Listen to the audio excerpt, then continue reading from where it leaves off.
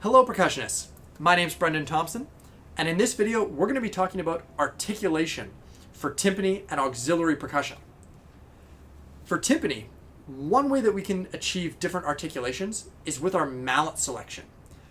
There are tons of different mallet options out there, so feel free to experiment with different types of mallets to see what sort of sounds and articulations you can get on the timpani. Now, it's important to note that it's not always the case that soft mallets are the best for quiet playing and hard mallets are the best for loud playing. In fact, sometimes it can be the complete opposite.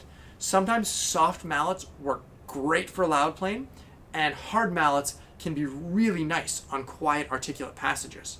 So don't be afraid to experiment and try out different mallets to see what sort of sounds you can get. Another way that we can affect and adjust our articulation on timpani is with what's called muffling. So if I were to just hit this drum, it's going to ring for a while. Sometimes we want to get shorter sounds on these instruments and we want to shut the sound down.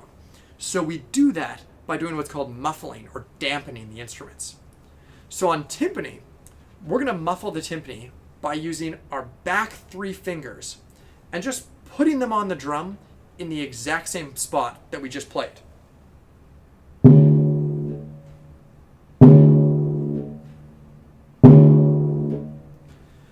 So you can hear that allows us to get a shorter sound on these drums.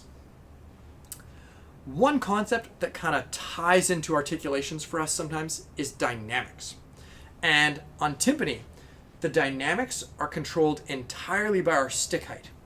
So the lower I keep my sticks, the softer we're going to play, and the higher I lift my sticks, the louder we're going to play.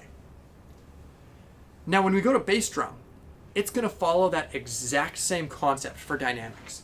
The closer I keep the mallet to the head of the drum, the softer we're going to play, and the further away I move, the louder we're going to play. When it comes to muffling on bass drum, we almost always do some sort of muffling when playing bass drum because it tends to be too boomy if we don't. So one way we can muffle this instrument is with our non-playing hand, and we're actually going to put it on the drum head on the side that we're not playing.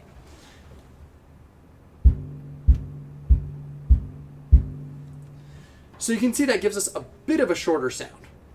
Now, if we want to muffle the drum even more, we can actually use this little bar on our bass drum stand as a bit of a footrest, and then put our knee into this drum head, along with that hand on the opposite side,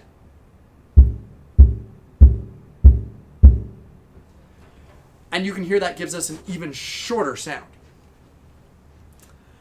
When we go over to suspended cymbal, it's going to follow a similar rule with dynamics in that the lower we keep our sticks and our mallets, the softer it's going to be, and the higher we lift them, the louder it's going to be. When it comes to muffling and shutting down the sound on suspended cymbal, all you want to do is just grab the edge of the cymbal. And then that's going to shut it down really quickly. For articulations, sometimes we're asked to use different things on suspended cymbal other than mallets. Sometimes we're asked to use snare drum sticks or a triangle beater, and that will obviously give us some other sounds and articulations on that instrument. For crash cymbals, our dynamics are going to be controlled, again, just kind of by that distance. The closer I keep my hands together, the softer the crash is going to be, and the further apart I move my hands, the louder the crash is going to be. To muffle crash cymbals, all you want to do is just pull them in towards your gut. And then that's going to just shut down that sound again.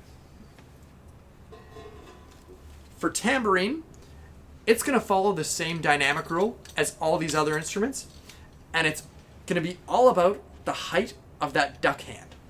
So if I keep that duck hand really close to the tambourine, it's going to be nice and soft, and if I move it further away, it's going to increase the volume and be a little louder.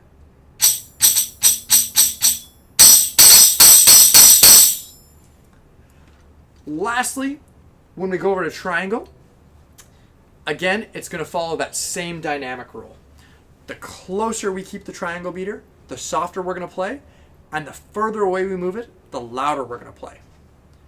When it comes to muffling the triangle, this is where I really like kind of that C grip that we were using. Because all I have to do is just close my hand on that C grip and it's going to muffle the triangle.